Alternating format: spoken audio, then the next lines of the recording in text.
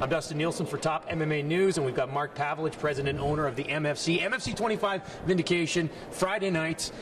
Talk about, I mean, we look at the card, and we'll talk about the card a little bit. Talk about the work that you put into putting this card together.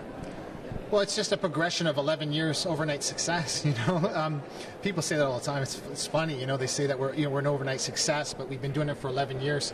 16 hours a day. And I tell everybody, it's just a progression. It's not. We're never going to be complacent. We're never going to go, oh, we had a great show, MFC 24, so we're just going to move along. No, this show's better than the last show, and the next one's going to be better than the next one, and that's how we are. That's the business we're in, and that's why our ticket price is very high. And we want, because you have to bring this type of talent here. You've got a great main event. Talk about Jesse Taylor, and what is he going to bring out of Thales Leites that maybe some other guys couldn't? Well, I think Thales is a kind of a fighter that can kind of mesmerize you, and it's like, I don't think Jesse's that kind of guy. I think he'll attack regardless, and that's why I did the fight. It's like, I looked at Jesse Taylor and I was like, I just think that he's going to attack Thales Leites, and that's going to make the best fight possible. You look at it with Ryan Jimmo, 12-1. He's been on an absolute roll right now. When you guys signed Wilson Goivea, I was pretty pumped. I like that matchup. How tough of a matchup is this for Ryan Jimmo? It's his toughest matchup he's going to have. Like he could go fight in any other organization in the world, and that would be the fight. Like, matchup stylistically, that is the toughest fight to date that he's ever going to have, by far. Dwayne Lewis from Fort McMurray gets Emmanuel Newton. I believe Newton's he lost 3 in a row. This is a big fight for him, isn't it? It's funny about Newton. People say that, but he was former champ of the MFC.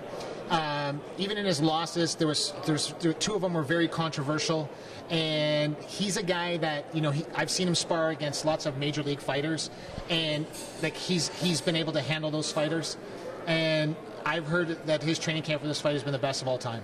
So, I mean, we're going to see an exciting fight. Dwayne Lewis wins, though, on May 7th.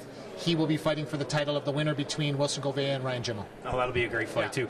You look at it with Pete Spratt and Fioravanti. Lots of experience in this one. Where do you see this one go? Because you look at 2 guys who've got probably a little bit of the most experience on the card. Where does this one end up? Well, it's funny, because I think this is going to be one of the best fights on the card, right? I mean, I like Pete Spratt because Pete Spratt comes to fight. It's not like, you're not going to put him with a 5-time world Brazilian Jiu-Jitsu champion. It makes no sense, right? You put him with a guy like Luigi with lots of bravado. Luigi didn't do so well in his first fight in the Maximum Fighting Championship. Now he has something to prove, and I think that's why I did that fight. Talk about the new location for MFC 25. How pumped are you to get in there? I mean, I'm excited to be at Edmonton Expo Center, right? But I'm excited, too, that a lot of people don't realize that our show now is, I'm going to take the show on the road, too, as well. I'm going to take the show on the road in September, October, and I'm excited about that, too, right? I mean, I don't want people to think we're just some local brand of MMA. It's not true, right? We're the biggest in the country for a reason, and we have to start going outside our marketplace to, validate that. Well, that sucks for Edmonton people, because we love seeing the fights. Are you still going to have the same amount of fights in Edmonton, kind of? I don't think so. I think we're going to be on HDNet. People are going to be able to watch it more. And then I also think, too, that we have great fans here, and we're going to consistently build that fan base.